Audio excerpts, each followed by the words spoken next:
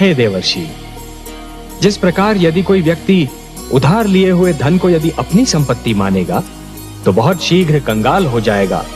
यही तो विधि का विधान है महादेवी। जो दूसरे को दुख देकर हंसता है, होनी उसे दुख देकर 100 बार रुलाती है।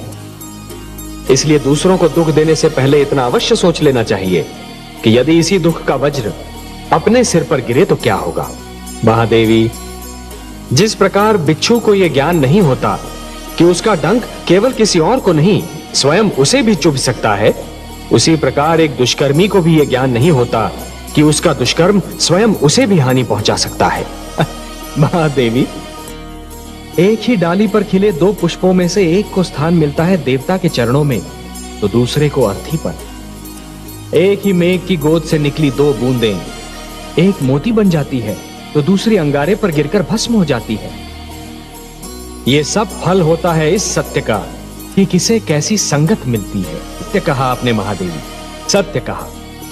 और इसीलिए माता पिता को सबसे अधिक ध्यान बाल्यावस्था में संतान के चरित्र निर्माण पर ही देना चाहिए। जिस प्रकार जब जल माटी को गीला कर देता है तो माटी में से सुंदर अंकुर फूटते हैं, उसी प्रकार जब भक्ति मन को उदार बना देती है तो मन में सुंदर विचारों का जन्म होता है। महादेवी, जिसके मन में खोट नहीं होती वो स्वयं को भी सच्चा समझता है और दूसरों को भी, और जिसे अपनी भूल का विस्मरण होता है उसे उसका दंड अवश्य मिलता है। इतिहास रचा ही इसलिए जाता है महादेवी कि आने वाली पीढ़ियां ये देख सकें कि उनके पहले की पीढ़ियों ने क्या भूल की और वो उस भूल को ना दोहराए। यदि दोहराती हैं तो दंड पाती हैं, दुख झेलती हैं। जानता हूं महादेवी, क्षति पहुंचाने वाले को दंड देना तो बहुत सरल है, पर उसे क्षमा करना बहुत कठिन। और जो क्षति पहुंचाने वाले को क्षमा कर सकता है वो तो पूजनीय है। कमल नयन, उत्सव वो है जो आत्मा को शांति दे, जो सारे नगर का जीवन अस्त व्यस्त कर दे, जिसमें मदिरा पीकर सब अपनी सुध-बुध खो बैठे, वो उत्सव नहीं, कोरा हुड़दंग है। परिवार क्या है? प्रभु, मुझे इसका ज्ञान दीजिए। परिवार वो है वत्स जो जीने का उद्देश्य देता है, मानव को ये बताता है कि संसार में क्यों जिया जाए, किसके लिए जिया जाए। और संसार क्या है भगवान? संसार संसार एक बड़ा परिवार है पुत्र। परिवार का विशाल रूप है, मेरी श्रेष्ठ रचना है। वसुधैव कुटुंबकम, ये सारी वसुधा, ये सारी धरती एक ही कुटुंब है, एक ही परिवार है वत्स। परंतु संसार के भले के लिए मर जाना, ये वो महान कार्य है जो प्राणी को मरकर भी अमर बना देता है। वासुदेव, मुझे बताइए कि कर्म क्या है? कर्म पूजा है वत्स, कर्म यज्ञ है, कर्म जीवन है, जीवन का आदर्श है। और जीवन क्या है देव? जीवन एक सौभाग्य है पुत्र, एक वरदान है, मेरा दिया हुआ प्रसाद है, एक अवसर है। वत्स, अब और प्रश्न पूछने हैं मुझसे? कुछ नहीं पूछना प्रभु, अब कुछ नहीं पूछना। अब तो मुझे हर प्रश्न का उत्तर मिल गया है। मेरे चारों ओर ज्ञान का प्रकाश फैला हुआ है। मैं वहाँ हूँ जहाँ केवल मैं हूँ और आप है। अब न कोई कामना है, न कोई इच्छा। आपकी गोद में आकर लगता है इसके सिवा हर वस्तु तुच्छ है। अब मुझे कुछ भी नहीं चाहिए। मुझे मेरा ठिकाना मिल गया, मेरा घर मिल गया। चरणों में फूल चढ़ाने को आप पूजा कहते हैं देवराजेंद्र? हाथ जोड़कर शीश नवाने को आप पूजा मानते हैं? नहीं देवेंद्र, ये पूजा नहीं है।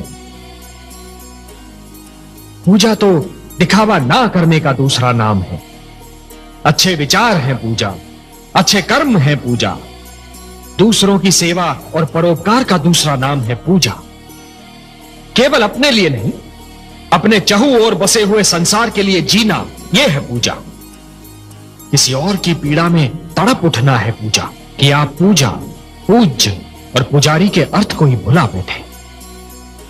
और इसीलिए है देवराजेंद्र, जिस प्रकार अपने मार्ग में चट्टान को खड़ा पाकर नदी की धारा अपनी दिशा को बदल लेती है, उसी प्रकार आपके इस अहंकार को देखकर मैं भी आपसे अपना मुख मोड़ रहा हूं। जिस प्रकार कुंदन बनने के लिए सोने को पहले अग्नि में तपना पड़ता है, उसी प्रकार किसी भी व्यक्ति को अपनी भीतर की क्षमताओं को जानने के लिए परीक्षा की अग्नि में तपना पड़ता है महादेवी। महादेवी, जिस प्रकार एक कृषक लहराते हुए खेत को देखकर प्रसन्न तो हो जाता है, परंतु उसके मन में एक आशंका रहती है कि क्या अगले वर्ष भी खेती यूं ही लहराएगी या सूखी रह जाएगी। मेरे मन में भी यही आशंका है महादेवी कि प्रहलाद की बनाई हुई परंपरा उसकी अगली पीढ़ियों तक बनी रहेगी या नहीं। हाँ, मेरा पौत्र विरोचन अब युवा होने वाला है। देखते हैं वो अपने पिता से कौन से गुण प्राप्त करता है। प्रहलाद की एक परीक्षा यह भी होगी कि जिन आसुरी प्रवृत्तियों को उसने बदल दिया, क्या वो उन्हें दोबारा उभरने से रोक पाता है। और क्या किया दुष्ट विरोचन ने? उस अधम ने तो हमारी पूजा बंद करवा दी थी।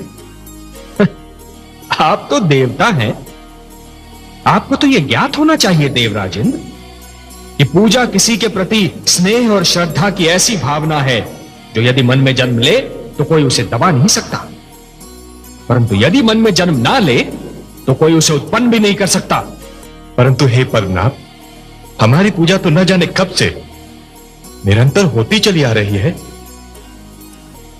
हाँ महादेवी, निस्संदेह यह निर्णय बहुत कठिन होगा, परंतु यह एक अवसर भी तो है पुत्र प्रहलाद के लिए यह जानने का कि पिता प्रहलाद और राजा प्रहलाद दो भिन्न भिन्न व्यक्तित्व हैं। जिस प्रकार योग्य तोल के लिए तुला के दोनों पलड़ों का संतुलित रहना आवश्यक होता है, उसी प्रकार प्रजा का न्याय करते समय राजा का भी संतुलित होना बहुत आवश्यक होता है महादेवी। सिंहासन पर बैठने के उपरांत एक राजा को यह जान लेना चाहिए महादेवी कि अपने परिवार और अपनी प्रजा के साथ उसका संबंध एक समान है। वो ना तो किसी का पिता है, ना किसी का पुत्र और ना ही किसी का भ्राता।